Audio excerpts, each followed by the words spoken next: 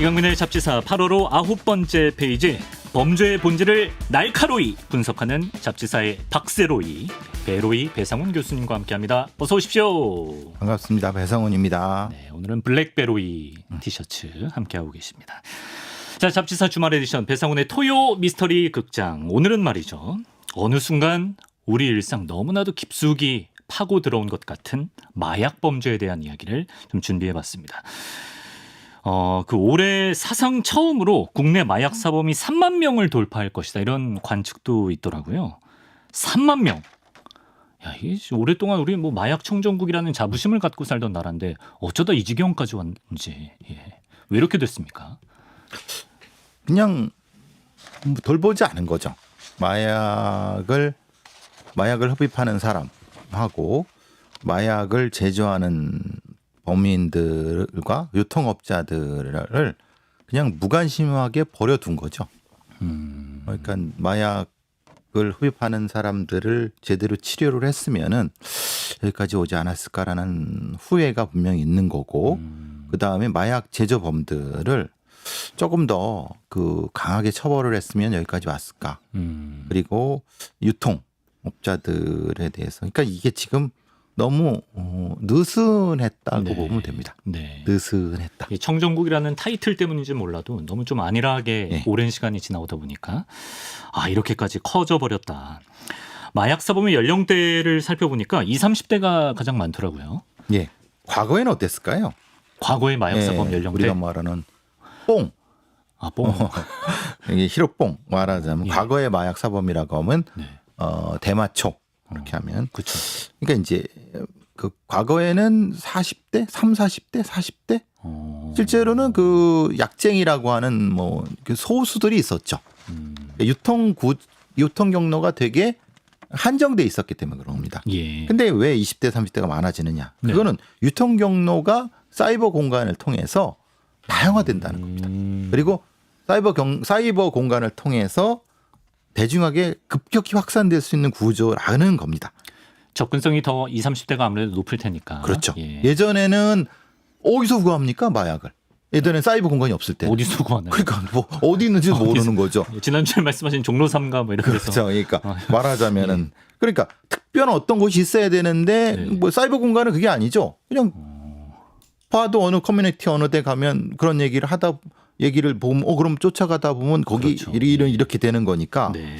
그런 형태를 보면 왜 20, 30대가 많아졌는지가 금방 알 수 있는 거고, 그리고 실제 이제 여성, 남성, 그리고 학생 계층 여러 가지가 어느 특정 계층이 훅 올라온다. 네. 이런 부분들.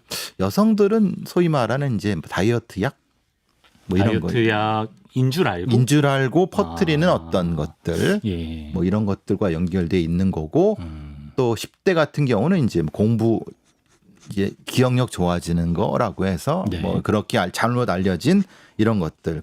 특정한 경로가 있죠. 젊은 사람들이 많다는 것은 확산 경로가 대단히 빠르다고 그걸 알 수 있는 거죠. 네. 사이버를 통해 유통되기 때문인 게 가장 큰 요인이라고 본다면, 혹시 요새 이제 청년 세대들이 갈수록 좀 살기가 좀 힘들다 이런 식의 말을 많이 하잖아요. 취업도 어렵고 우울감도 많이 느끼고, 그런 요인도 있을 거라고 보시나요? 특히 1인 가구 확대, 그 다음에 양극화. 이것은 명확한 부분인 거죠. 왜냐하면 접근성도 있겠다. 사실 힘들고 요새 같은 경우는 정규직 취업이 그렇게 쉽지 않은 형태인데, 네. 거기에 비해서 마약을 구하는 것도 단가가 싸지는 것. 마약을 구하는 단가가 싸지나요? 싸진다, 그렇죠. 왜냐하면 예. 과거에 비해서는 뭐라고 하죠?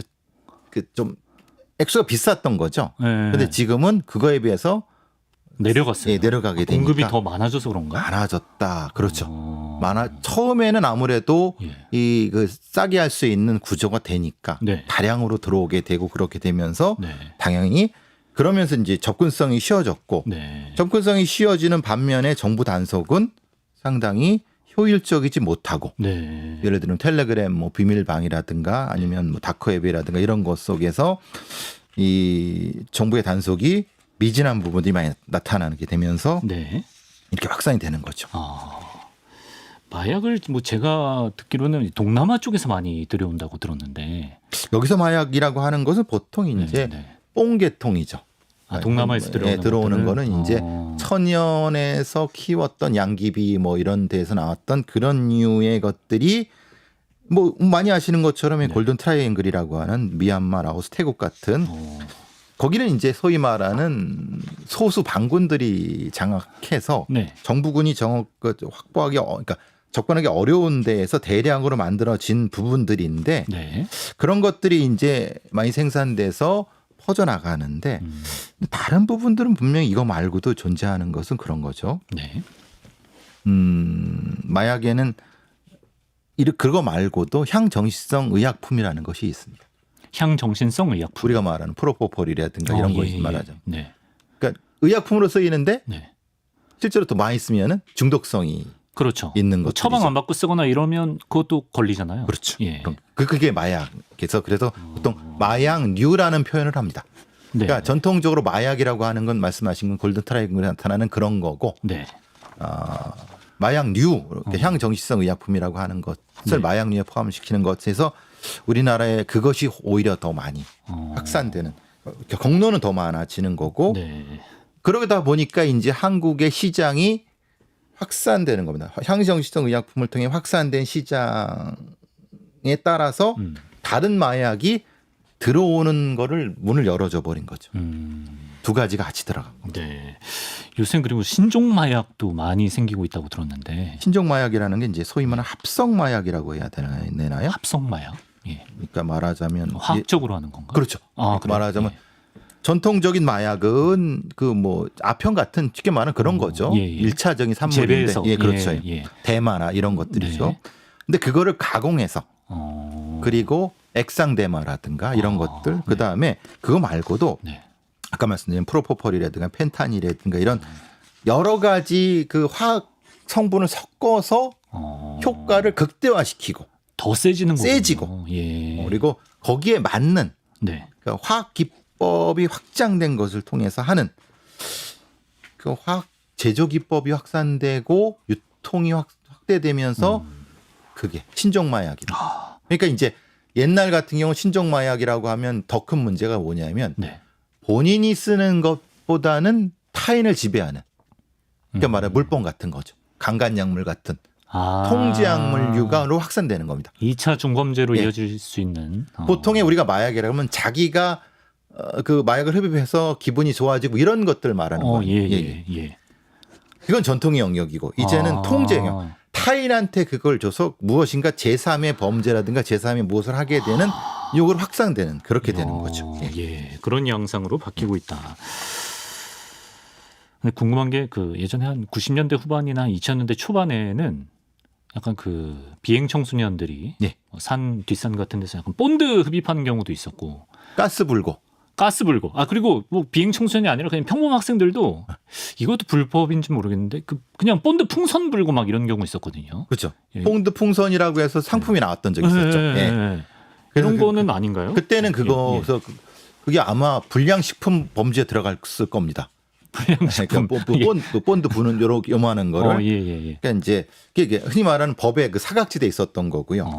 물론 이거는 이제 흔히 말하는 화공약품의 관리에 대한 부분입니다. 본드라든가 예. 가스 같은 경우는 이제 가스가 문제가 뭐냐면은 가스를 불다가 정신이 나가는데 자기도 모르고 담배불을 붙이는 거예요.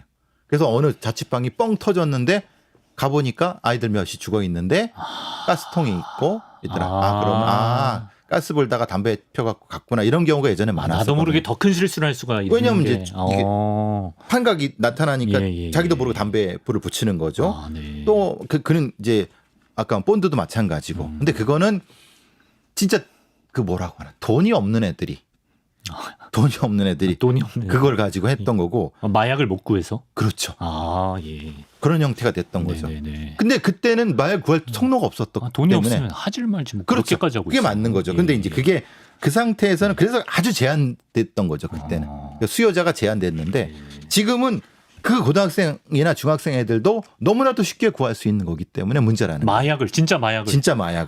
근데 그 마약보다는 네. 펜타닐 같은 향정신성 의약품을 쉽게 구할 수 있기 때문에 네. 거기서부터 시작을 하는 거죠. 그런 의약품도 사이버 공간에서 주로 구하는 건가요? 아니면 의약품이어서 실제로 약간 뭐 섞여 있습니다. 병원이 소문이 납니다. 그 흔히 말하는 그걸 뭐라고 하죠? 맛집 같은 겁니다. 예. 가서- 펜타닐 맛집. 예, 이게 표현을 이렇게 쓰면 안 되군요. 펜타닐 맛집은 너무 긍정적인데 펜타닐을 쉽게 조제해주는 여기는 잘 뚫린다. 예, 잘 이거죠? 뚫리는. 예. 그럼 거기서 이제 이름을 도용해서 몇 애들이 그걸 왕창 대규모로 받아서 예. 얘들이 그걸 유통시키는 겁니다.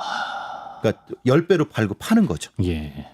그리고 또 하나는 이제 프로포폴 같은 경우는 사실은 그게 남습니다. 남아요? 앰플을 쓰다 보면 남아요. 예. 이게 주사기에 남는 걸 모아갖고 예.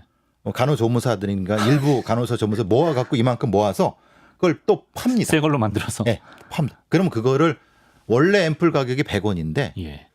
그 병원에서 건강보험으로 하면 1,000원이거든요. 예. 실제로 근데 바깥에 팔면 10만 원입니다. 그런 식으로 마약하다 걸리면 향정신성 의약품하다 걸리면 그 병원 관계자들도 걸리는 건가요? 다 걸리죠. 아. 그러니까 이게 불법 다 불법입니다. 이게 유통 경로가 이런 겁니다. 불법 향정신성 의약품들이 그 예. 유통되는 경로가 어쨌든 거기에서 종사하던 사람들이 불법적으로 빼내고 아까 말씀드린 것처럼 펜타닐은 그런 잘 조제해 주는 데가 뚫려 갖고 하고 예. 또 그게 단속되면 또 딴 데로 옮겨가고 이런 방식이 많죠. 이런 정보들이 돌고 있습니다. 열심히. 그리고 이제 국가에 따라서도 가령 이제 대마의 경우에는요, 캐나다, 뭐 태국, 미국 일부 주 뭐 이런 데서는 합법인 경우가 있다고 합니다. 그렇죠. 왜 같은 약물인데 이렇게 지역에 따라서 판단이 달라지는 거죠? 아마 문화인 것 같습니다. 왜냐하면 문화가 개인이 마약을 즐기는 것은 국가가 권장할 수 없다라고 하는 문화가 있는 겁니다. 아, 자유라고 네, 보는구나. 그것을 다른 사람한테 권하지만 않으면은. 아. 그러니까 개인이 뭐 물론 이거는 이제 영연방이든 어쨌든 그 나라와 그 사회의 문화이기 때문에 우리가 뭐라고 할 수 있는 건 아닙니다. 우리는 우리 문화의 법을 지키면 되는 거고. 네. 근데 한국 사람이 가서 거기서 하면 그 법이 걸리는 거죠. 그러니까 마약 한국 사람이 마약이 합법인 데서 가서 마약을 하면 걸려요? 속인주의니까. 우리나라 법을 들은 거예요. 검경에 걸리는 거예요? 예. 콜로라도주의 덴버시에 가면 그게 거기가 그게 합법이라고 합니다. 속인주의라는 건 이제 그 사람 국적이 중요하다. 네, 국적이 중요한 거죠. 거기서 예. 그것을 했는데 네. 그걸 자기도 모르게 SNS 찍어서 올렸어요. 어. 아, 나 이거 뭐 좋은 거 한다 이렇게 하면 바로 가는 겁니다. 그러니까 진짜 그렇게 걸린 경우도 있습니다. 못 모르고 그냥 올렸다가 예, 그러니까 이제 그 속인주의인데 생통이다. 예. 근데 이제 말하자면 왜 마약이 일부가 네. 어느 나라에서는 합법인데 왜 우리는 합법으로 안 해줘요라고 얘기하는 사람도 있습니다. 근데 그건 그 사회의 문화이고 네. 그 문화라고 하는 건 한 번에 생긴 게 아니라 그것을 보완해주는 다른 시스템이 존재하는 겁니다. 그 사람은 거기서는 그걸 합법으로 해도 네. 그 공동체가 무너지지 않을 다른 어떤 시스템이 존재하는 겁니다. 거기서 선을 조금 넘으면 이제 그렇죠. 다른 거기만의 뭐가 있다. 바로 큰 제재가 들어오는 거죠. 예, 예. 왜냐하면 조금이라도 다른 사람한테 권유하면 바로 네. 수갑차고 그러니까 그럼 우리도 그렇게 할까? 그렇게 해도 되죠. 왜냐하면 혼자만 즐기는데 타인의 공동체에 위해되면 하는 건데 네. 우리는 보호조 시스템이 없지 않습니까? 예. 그러니까 우리는 우리만의 문화가 있는 거니까 그거를 그렇게 생각하시지 않았으면 좋겠습니다. 예. 단순 뭐 여긴 합법, 여긴 불법이라고 해서 여긴 뭐 느슨하고 여긴 엄격하고 이렇게 볼 게 아니다. 그건 아닙니다. 예. 예.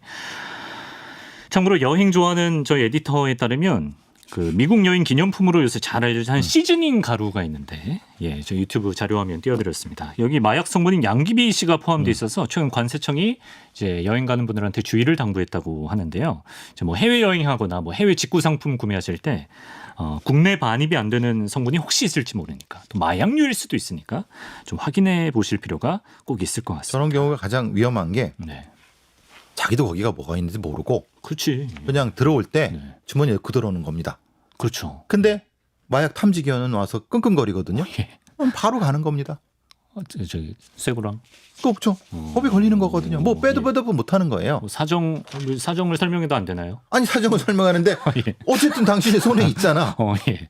그러면은 예. 거기서 네. 검색을 해서 이게 있는 건지를 확인해야 본인이 잘못한 거니까. 그러니까 이제 이런 경우가 아까 그 시즈닝 같은 경우가 특히 그런 문제가 될 수 있었습니다. 그러니까 어떤 좀 특별한 약이라든가 특별한 어떤 상품이 있는데 네. 예를 들면 거기에다 뭐 대마 향을 넣은 무슨 빵이라든가 이런 것들이 젤리라든가 이런 것들이 뭐 냄새가 이상하니까 그 기념품으로 사왔는데 맞아요.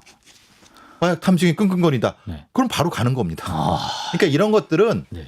그 국가라든가 그 어떤 도시를 여행할 때 반드시 네. 숙지를 하셔야 됩니다. 맞아요. 뭐 예전에 태국에서 약간 초록색 음료 거기서는 이제 자연스럽게 파는 음료인데 그렇죠. 뭐 마시면 안 된다 이런 얘기 있었거든요. 음료를 그냥 커피에다 그거 넣어서 먹는 겁니다. 거기에서는. 그래서 그게 문화니까. 네네네. 근데 그거를 자기도 모르게 마셨다고 하면 바로 뱉거나 아니면은 네. 거기를 또 뭐냐 이렇게 먹지 말아야 되는데 그것도 좋다고 찍어서 올려갖고 네. 가는 경우도 근데 생깁니다. 그거 알아보지 않으면 모를 수밖에 없거든요. 그렇죠. 예. 잘 알아봐야 됩니다. 마약 유통 구조도 궁금한데요. 지금도 약간 그 우리나라에 집에서 마약 원료를 직접 재배하는 곳이 있습니까? 이게 도전적인 사람들이 나타나서 문제입니다. 도전적인 사람들이 뭐냐면 예. 누가 돈을 저렇게 벌었대더라 아니면 비닐하우스에서 저렇게 했대더라는 거를 어디서 주워 들었나 봅니다.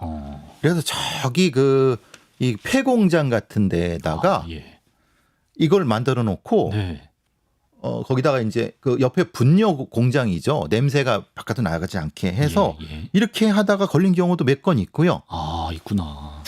북한 방식이 좀 있는데 북한 방식은 뭐예요? 북한 방식은 뭐냐면 북한에 예전에 김책공업대학에서 마약을 제조를 했었나 봅니다. 그게 이제 흔히 말하는 우리가 빙두라고 하는 예. 그 한창 그 북한이 경제적으로 어려웠을 때 외국으로 마약을 수출하려고요? 수출했을 때 만드는데 아. 그게 아주 고급 연구원들이 만든 겁니다. 그래서 예. 품질이 좋은 겁니다. 아. 사실 생각해보면 김책공업대학이 화학공학과 박사들이 만들었는데 그거 그쪽 엘리트잖아요. 그렇죠. 다. 예. 근데 이제 왜 지금 말씀드린 우리나라에 폐쇄된 화학 실험 공장 같은 그러니까 화학 실험실 뭐 이런 비슷한 형태가 있는데 네. 그거를 어떻게 해갖고 거기다 실험기구 갖다 놓고 추출해다 걸린 애들도 있습니다. 야, 무슨 그 미드 브레이킹 네, 배드라고. 똑같습니다. 브레이킹 배드가 나오기 전에 있었던 이게 일입니다. 우리나라에도 있구나. 네. 그런 도전적인데 그거 큰일 납니다. 그러니까 이제 이게 이 도전적이라고 하는 게 예. 진짜 범죄 도전적으로 나타나는 그런 젊은 그 예비 범죄자들이 생긴다는 게 한국 사회가 좀 무서워지는 게 그겁니다. 예. 그러니까 거기에 뭐가 나타나냐면 원료도 별거 아닙니다. 뭐 다 알려진 거니까 감기약 이만큼을 사다가 감기약을 추출해 버리는 겁니다. 아, 감기약은 그냥 누구나 살 수 있는 감기약을 예. 그 안에서 조금씩 다 추출해서 모아요. 예. 그게 브레이킹 배드 아닙니까? 아, 그렇죠. 제가 화학과 나왔잖아요. 아, 그렇죠. 그렇죠. 예. 근데 그 보면은 화학식 이렇게 하면 될 것 같은데 실제로 돼요. 근데 품질은 안 좋습니다. 아, 품질은 안 좋지만 어쨌든 안 되는 거니까. 안 되죠. 하면 안 되는. 네, 안 되는데 예. 이렇게 생각하는 사람이 생긴다는 거예요. 네. 그게 가장 근데 이제 보통 전통적인 그 방식이라고 하는 것은 기본적으로 이제 그 외국에서 그 택배로 네.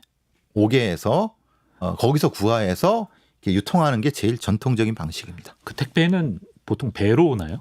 아니면 그렇죠. 배로 오죠. 어디로 들어오는 거예요? 실물 마약이 실물 마약이 들어오는 배로 거죠. 뭐 예. 컨테이너 이런 데. 네, 그렇게 아. 이만큼 들어온 거를 예. 한 100개 정도를 작게 소분해서 무작위로 뿌립니다. 그 시골 같은데 주소가 이상한데, 예. 그러니까 아파트 같은데 주소가 이상한 데를 뿌리는다. 네. 그럼 우리 온 게 아니잖아요. 네. 그럼 반송시키잖아요. 네. 반송시킬 때 중간에 채는 겁니다. 어떻게 쳐요? 그걸 반송시켰는데 예. 반송시키면 어디 뭐 우체국이나 택배 회사로 가는 거 아니에요? 택배원들이 예. 택배를 반송시키려고 놓잖아요. 예. 그 중간에서 훔치는 겁니다. 아, 기다리고 있다가. 네.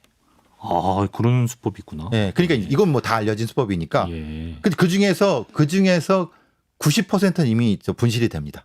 네. 당연히 그렇겠죠. 근데 그 중에서 10개만 찾아도 그 사람들한테는 이익인 거예요. 아. 그러니까 양 전략이죠. 거의 다 잃어버릴 걸 감수하고 그래도 남는 장사니까. 네, 그래서 하는 게 그래서 던지기 이런 방식을 하는 건데 네. 그런 전통적인 방식을 많이 하고 예전 같은 경우는 뭐냐면은 네. 주한미군들을 많이 이용을 했죠. 아, 주한미군 통해서. 주한미군에서 캘리포니아에서 이쪽으로 뭐 하는 그런 것들 많이 했는데 지금은 주한미군도 한국 사회의 그 위험성을 알기 때문에 네. 자체 그 군사 경찰들이 철저히 차단해서 지금은 안 되거든요. 그러니까 그건 옛날 방식으로 나타나는 거고 뭐 같은 이런 등등의 방식들이 경찰들이 찾아낸 방식들이고 그 이제 영화에서 보면 이제 마약 들여온 사람들이 마약 조직이 사겠다는 사람한테 직접 안 만나고 뭐 무슨 고속터미널 뭐 이게 남자 던지기 화장실 수법이죠. 예. 뭐 네 번째 칸, 뭐 예. 변기 뚜껑 뭐 이런 실제로 이루어지는 예. 거죠. 예. 그런데 예. 그거만 찾아다니는 애들이 있어요. 그거를 그런 중간에 데만. 낚아채려고. 예, 예, 예. 자기는 거래 당사자가 아닌데. 하이에나들이죠. 예. 야씨. 그거 왜냐하면 어떻게 찾아내? 아니 근데 그거를 예. 그 텔레그램의 흐름을 보면은 네. 대충 어디가 성지인지를 알잖아요. 성지라고 표현은 그런데 알잖아요. 예, 예. 그러니까 거기 얘들도 이제 그 신경 쓰는 거죠. 그래서 요즘 나타나는 그 던지기를 예. 시골이나 산에다 하는 겁니다. 못 찾게. 못 찾게. 예. 대신에 하이에나들 없게. 대신에 네. 조직원들도 체력이 좋아야죠. 진짜 산을 다 뒤지고 다닙니다. 진짜로. 거의 백대명산 다 돌아다니고. 형사들도 힘듭니다. 그러겠네요. 왜냐하면 예. GPS를 찍었는데 이게 이만큼 넓은 거예요. 예. 다 돌아다닙니다. 진짜로. 그거 찾을 때까지 뒤지고 다니는 거예요? 왜냐하면 그렇죠. 뭐 어쩌면 어떻게 합니까? 그러네. 이게 이제 새로운 방식. 야, 그 정성으로 진짜 마약을 하고 있네요. 예. 돈이 되니까 그런 겁니다. 그래서 문제라는 거죠. 네. 그리고 뭐 텔레그램이나 뭐 다크웹 같은 예. 이런 서버 같은 경우에는 추적이 아예 불가능한가요? 왜냐하면 이게 다크웹은 네. 별도의 프로그램이 있어야 됩니다. 근데 별도의 프로그램이 접속을 하면은 그 접속했다는 사실이 뜹니다. 네. 그러니까 이제 말하자면 몇 개의 어떤 그 허가받은 허가가 이건 허가가 아니죠. 다크웹 그래요? 불법이니까. 예.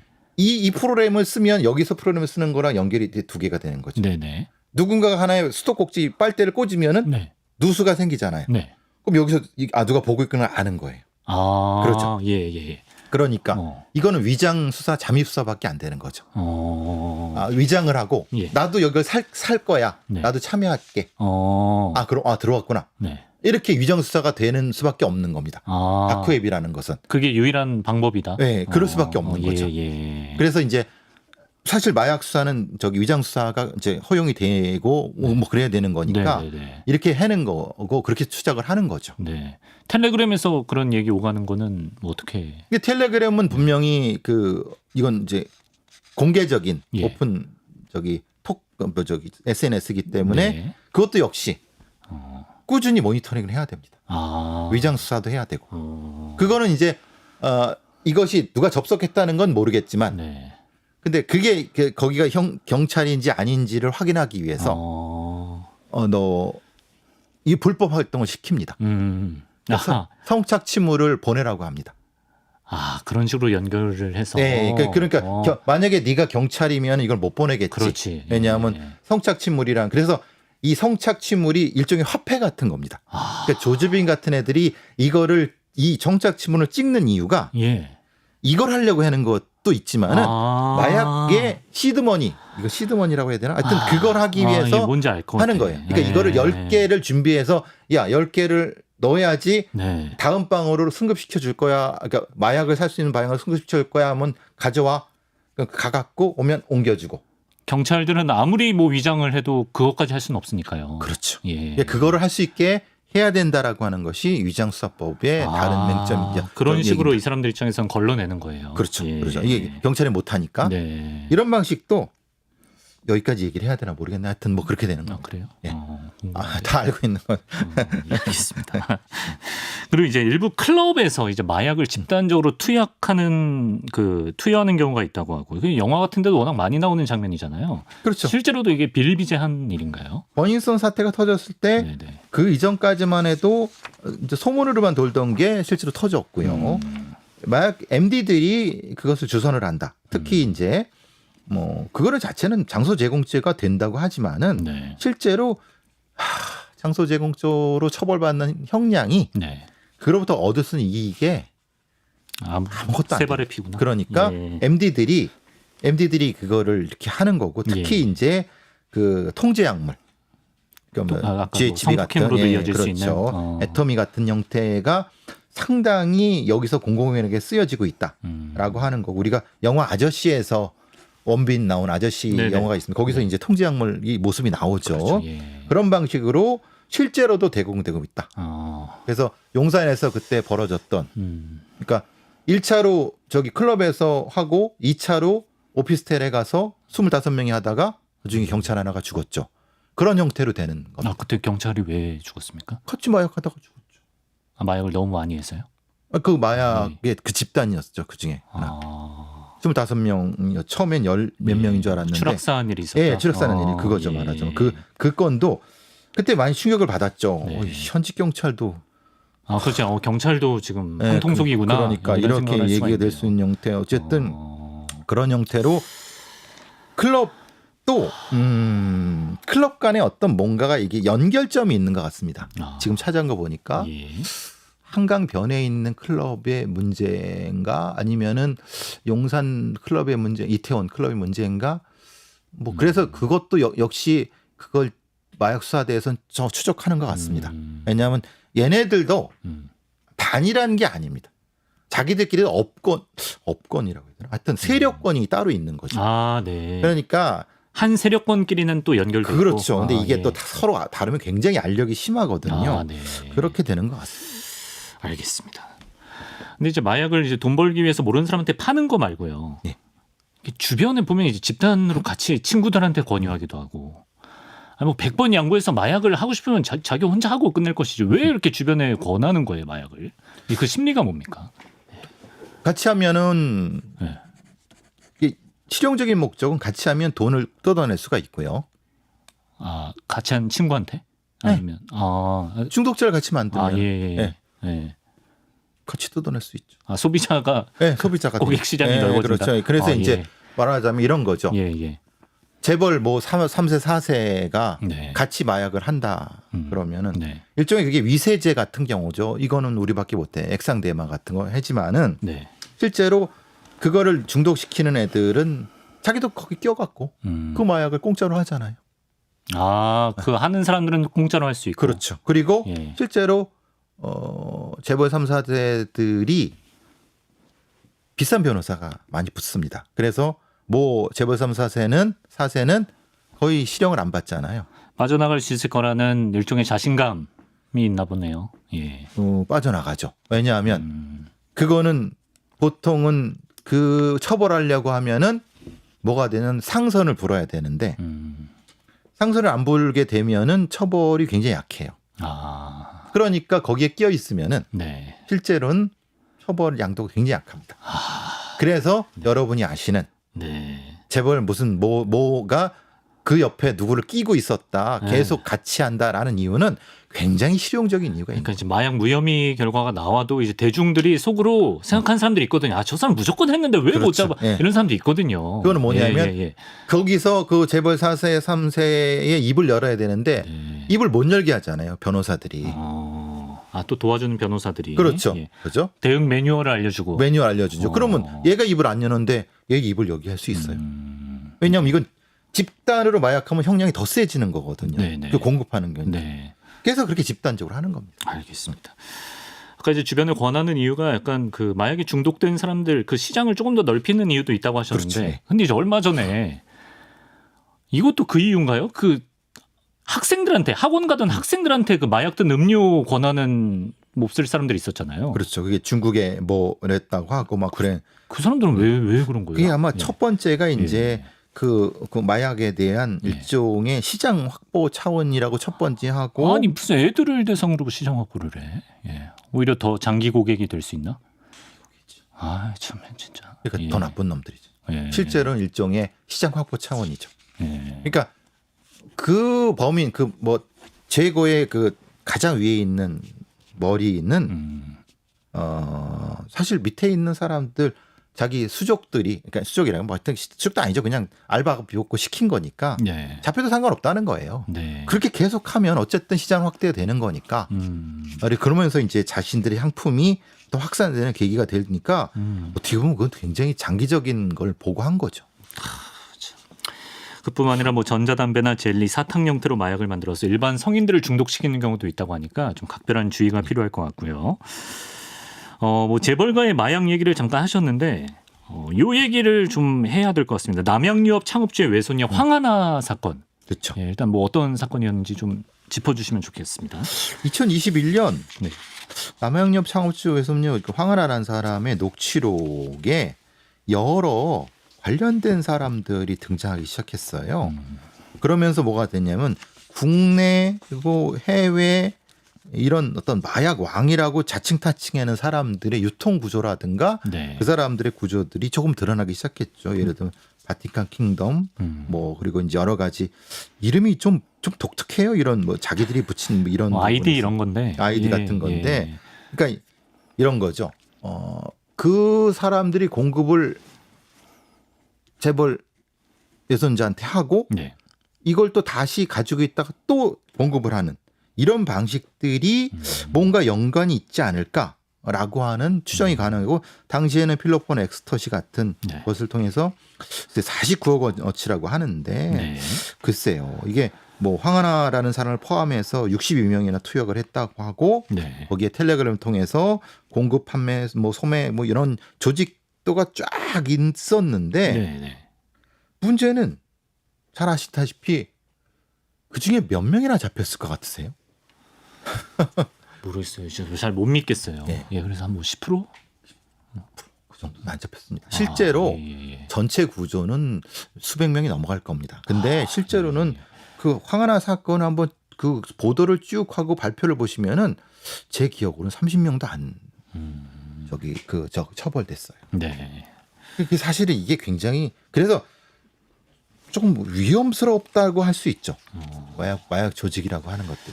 그때 이제 배후를 좀 거슬러 추적하다 보니까 그 텔레그램 마약왕으로 불린 마약왕 전 세계라는 존재가 있었던 전 걸로 세계에 기억하거든요. 예. 전 세계도 있었고 아까 말씀드린 뭐 킹덤 바티칸 킹덤도 있었고 그래서 이제 그래서 결국 따라가다 보니까 박광렬 박광렬. 그러니까 예. 필리핀 사탕수박 살인 사건 주범이네. 그럼 이 관련된 것도 있나? 관련된 건 있는 거고요. 한국의 3대 마약왕이라고 하는 뭐 마약왕 3명, 뭐 사라김, 뭐 아까 말씀 박광렬, 예. 뭐 최씨 뭐 이런 그러니까 계속 존재하는 거예요.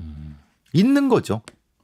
잡지 못했다고 해서 해야 되나요? 뭐 어쨌든 이 상태에서 그냥 베트남, 필리핀 이런 데에 계속 움츠리고 있으면서 네.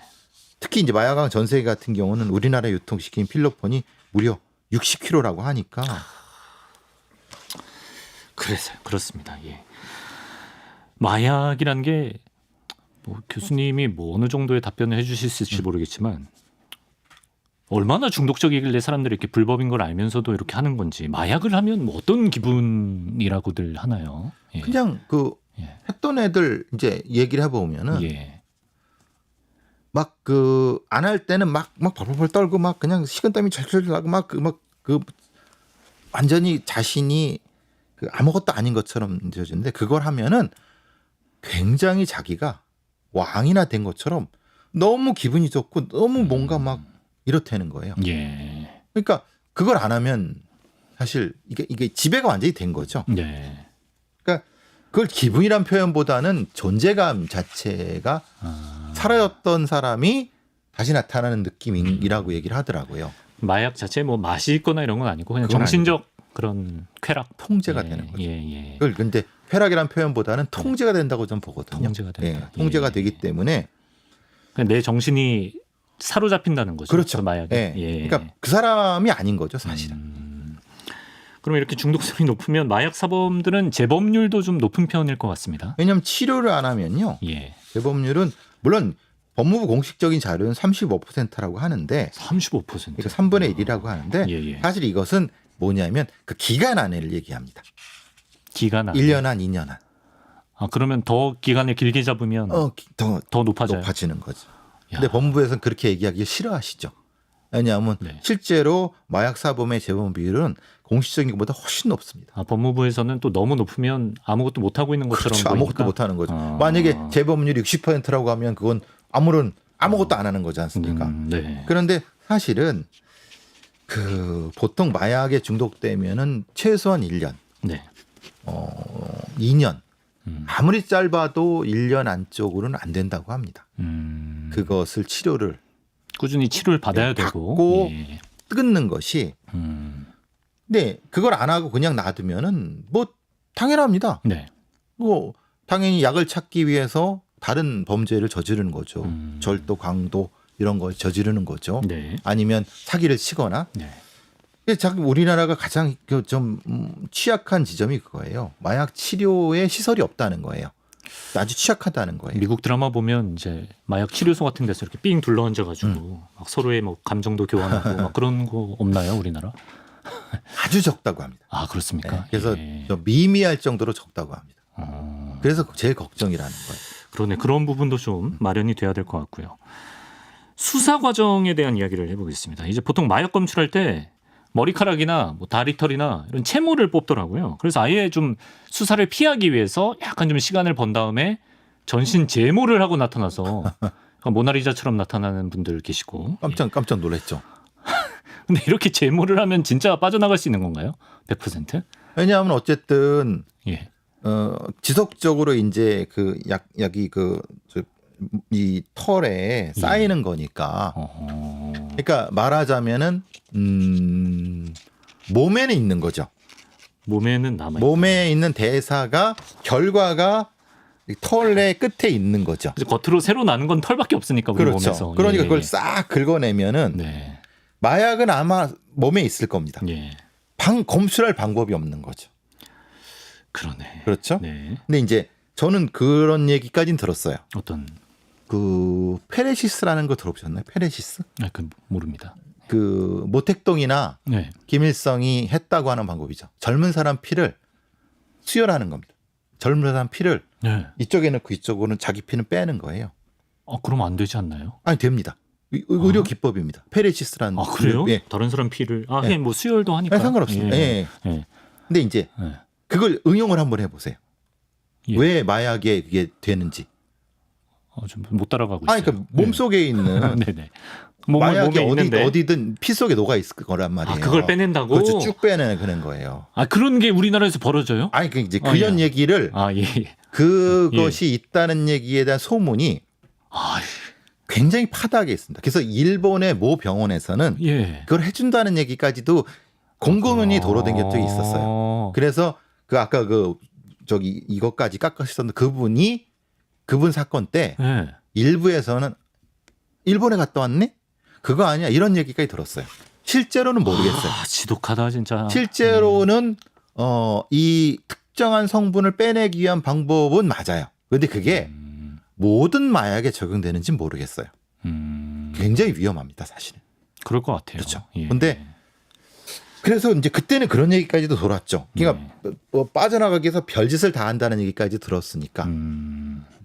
그렇습니다. 그리고 이제 그 약간 모발이 있어도 약간 좀 안쪽 모발인지 가장 바깥쪽 모발인지에 따라서 탈색하고 막 이런 거죠. 아니 예. 그 뭐 시기도 알 수 있다고. 네, 들었어요. 시기로 했죠. 왜냐하면 예. 이게 아마 1mm에 1cm에 1년 막 그러고 이게 거기에 따라 자라는 거가 있고 그게 이제 소위 크레마토그래피처럼 나타나는 거기 야, 때문에 신기하다. 예. 그게 이제 그걸 뭐 추정할 수 있다라고 하는 거 국가수에서 얘기를 하는데 아주 정밀하게 따지면은 조금 다른 부분이 있다고 합니다. 아, 그렇습니까? 예. 예. 편차가 좀 존재하는 거죠. 네. 가장 중요한 처벌 이야기로 넘어가 보겠습니다. 요새는 정말 하루 걸러 하루 마약 보도가 나온다 싶을 만큼 지금 전혀 뭐 뿌리를 잡고 있는 것 같은 느낌을 국민의 한 사람으로서 느끼질 못하는데요. 저는 이거는 우리 마약 범죄에 대한 처벌 수위가 너무 낮아서 좀 경각심을 못 주는 탓도 있겠죠, 교수님. 그러니까 이제 네. 그걸 흡입한 사람은 초범이라고 하면 거의 뭐 실제로는 집행유예도 안 되고 벌금형 정도밖에 안 됩니다. 거의 뭐 훈방이네요. 예, 그렇죠.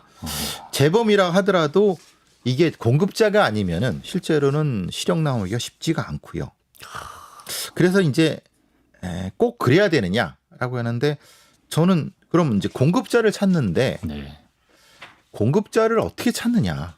아까 말씀드린 공급자들이 이렇게 아까 그 황하나 사건처럼 이렇게 이쪽으로 붙어버리는데 뭔가 이쪽이라고 하면 말하자면은 네. 돈 많은 사람들과 힘 있는 사람 쪽으로 붙어버려서 네네. 거기서 나왔다고 해버리는데 예. 그러면 이거 시체를 밝힐 수가 있느냐 이런 첫 번째 부분이 있고 네. 그러면은 아예 그럼 처벌이 능사겠느냐 이런 얘기도 합니다. 왜냐하면 약쟁이들을 처벌해봤자 뭐 의미가 있느냐 이런 얘기도 하지만은 네. 처벌과 치료를 같이 해야 되겠죠. 수요를 줄이는 건 맞아요. 네. 그런데 지금 문제는 네. 전통적인 약은 의미가 없어져요. 펜타닐, 프로포폴 네. 이런 그러니까 향정신성 의약품의 수요를 줄인다는 게 무슨 의미가 되겠느냐. 아. 그러니까 차라리 향정신성 의약품은 공급을 줄이고 네. 거기서의 어떤 차단막을 쳐야 되는 거고 전통적인 약은 마약은 여기서 치료가 돼야 되는 거고 그러니까 이런 좀 복합적인 솔루션이 있어야 되는데 이원적으로. 예. 근데 우리는 어떤 솔루션도 없는 상태에서 지금 실제로 마약 사범에 대한 집행유예가 40% 정도래요. 아. 40%? 예. 그냥 다 풀어주는 거예요. 네네. 그럼 그 사람들이 치료 안 받고 치료 받고 있겠습니까? 아닐 또 것 약을 같아요. 찾겠죠. 예, 예. 근데 그 약은 우리나라의 그 부실한 의료품, 그러니까 마약품 관리 시스템이 뚫려 있거든요. 아까 말씀드린 것처럼 네네. 프로포폴 남는 거 뭐 판대는 거 뭐 이런 네. 거고 저희 고양시에서는 그 의료 약품 도매업자가 통째 갖다 판대든가 네. 부도덕한 의사 아주 일부지만 그 사람들이 이렇게까지 펜타닐을 고등학생들이 뿌린다든가 네. 아니 그렇게 그걸 안 하고는 어떻게 이 마약 이걸 잡지 이게 가장 골치 아픈 거예요. 우리는 뭐 국가적인 기관 없나요? 미국의 마약 단속국 있잖아요. DEA가 예, 있는데 뭐 그런 거 없나요? 문제는 예. 우리는 그걸 만들려고 하는데 누가 반대를 하겠습니까? 그 힘 있는 사람들? 아니요. 아니, 검찰이 반대를 해요. 아, 검찰이 왜 반대? 검찰은 예. 제가 이런 얘기하면 저를 또 어떡하지? 잡으려고 하겠지. 큰일 났네. 잡지사도 위험해지나요? 위험해지지. 왜냐하면 예. 검찰이 예. 한동훈 장관은 그러죠. 만들어야 된다고 본인이 아, 정권 초기 때 분명히 얘기를 했는데 네. 진행을 못 시키는 거예요. 왜냐하면 일선에 있는 마약 관련된 검사들이 좀 꺼려하는 건 뭐냐면 네. 이분들이 나가서 마약 변호사가 되잖아요. 아, 아까 그 막 자문해주고 대응 매뉴얼 짜주던. 유아인 변호사가 우리나라 최고의 마약 검사입니다. 유아인 담당 변호사가요. 예. 우리나라 자타공인단 최고의 마약 수사 검사입니다. 아, 그렇군요. 네. 예. 그 사람이 우리나라의 그 뭐 마약 수사 검사 중에 최고라고 자타공인했던 사람이 유아인의 변호사겠네? 변호사. 그러면은 근데 가장 많이 돈을 벌 수 있는 게 재벌 변호인 줄 아시죠? 네, 그럴 것 같은데. 아니요. 그럼요. 재벌 약쟁이 변호죠. 아, 재벌 약쟁이 변호. 네. 재벌 중에서도 재벌 약쟁이 변호. 그렇죠. 예. 왜? 한 번 변호하는 거는 재벌들 한 번 변호하는 건 10억 받지만 네. 중독자 변호는 아, 이건 수차례 반복. 아, 끝없이 맡을 수 한정이 있으니까. 그래서 이게 사실은 본인들이 얘기를 하지 않는 거예요. 네. 그럼 마약수사청이든 마약관리청이든 왜 마약관리청인 독립관청이 필요한 부분이냐면 식품의약품관리청 내 하고 향정신성 의약품 내 하고 마약수사관들 경찰 검찰 마약수사관을 모아갖고 네. 하나의 시스템을 만들어야 된다는 건 지금 누구도 얘기를 합니다. 검사들도 그 얘기는 해요. 예. 근데 문제는 왜 안 되냐 이 말이에요. 그러니까 이게 분명히 이해관계가 존재한다는 거예요. 근데 그거는 하찮은 이해관계 때문에 그렇죠. 대한민국의 이 공익과 대의와 이런 이걸 거. 해야 되느냐. 네. 물론 제가 이렇게 이거 뭐 검사들 때문에 그러느냐 하면은 저를 한테 엄청 욕을 하겠지만은 욕하는 건 좋아요. 그런데 그럼 나 욕하기 전에 네. 그걸 만들어 달라고요. 마약관리청 대통령께서도 만든다고 분명히 공약에 있어요. 근데 왜 안 만드냐 이 말이에요. 근데 이게 반드시 필요한 건 연속성이 없어요. 왜 연속성이 하면 마약 검사가 마약 수사하는 검사가 마약 수사 쭉 하다가 그 다음에 옷 벗고 나가서 개업을 한단 말이에요. 네네. 그럼 이 수사 기법들은 어디로 갑니까? 다 이 사람 머릿속으로 가는 그렇죠, 거예요. 그렇죠. 예, 노하우 다 가지고. 그렇죠. 예. 그러니까 이런 어떤 그 연속성은 잘라야 된다라고 하는 거죠. 이건 뭐 어떻게 접근해야 될지 모르겠네요. 예. 약간 그 마약을 했다고 의심받는 사람들이 좀 몸짓이 과하거나 좀 어색하거나 말투가 어눌하거나 할 때 약간 더 의심이 커지는 경우가 있는데 딱 봤을 때 약간 표면적으로 드러나는 시그널이 있나요? 아, 저건 무조건 마약 증상이다. 예. 그러니까 감정폭이 변화폭이 심하죠. 아, 감정 기복이. 기복이 심하고 예. 어떤 경우는 약간 그 일종의 뭐라거나 연극하는 것 같기도 하고 붕 뜬 것 같기도 하고 붕 뜬. 예, 저도 가끔 붕 떠 보인다는 얘기 듣는데. 항상 그런 느낌이 드시죠. 말하는 그건 기분 좋은 거고. 예. 근데 이제 뜬금없이 기분이 붕 뜨는 경우. 약간 맥락 없이. 맥락 없이. 왜냐하면 이게 이제 대사량이 돌거든요. 네. 도는데 그 주기가 온 거죠. 그러니까 뜬금없이 업되는 거예요. 예. 사람이라는 게 뭐가 기분이 좋아야 좋은 거지. 네. 약에 따라 좋아지면 그 마약이잖아요. 네, 그런 부분이 존재하죠. 이 정도의 시그널이 있다. 자, 이제 마치겠습니다. 끝으로 마약 중독 사회의 경종을 울리는 우리 또 베로이 교수님의 메시지 듣고 마무리해 볼까요? 마약은 해서도 안 되고 그리고 주변에 있으면 반드시 신고를 하고 그 사람을 치료받게 해야 됩니다. 그렇죠. 그래야지 되는 것이고 네. 그냥 아유 귀찮아 그냥 뭐 안 보지. 근데 그게 바로 주변으로 바로 옵니다. 사회가 무너지는 가장 큰 가장 적극적인 그 표현이 바로 마약이 확장되고 있는 거거든요. 네. 우리 사회를 지키기 위해서라도 우리를 지키기 위해서도 이거 반드시 지켜야 돼요. 그 마약의 전염성이 가장 무섭고 우리가 경계해야 될 부분인 것 같습니다. 그래서 사실 뭐 술이나 담배나 뭐 가벼운 식습관 고치는 것도 얼마나 힘든지 모두가 겪어본 게 있을 텐데 자신의 의지로 마약을 끊을 수 있는 확률은 사실상 뭐 0에 가깝다고들 하는데요. 가정과 사회와 내 인생을 마치는 마약, 일말의 호기심도 절대 두지 말아야 하겠습니다. 토요 미스터리 극장 배상훈 교수님과 함께했습니다. 교수님 고맙습니다. 감사합니다.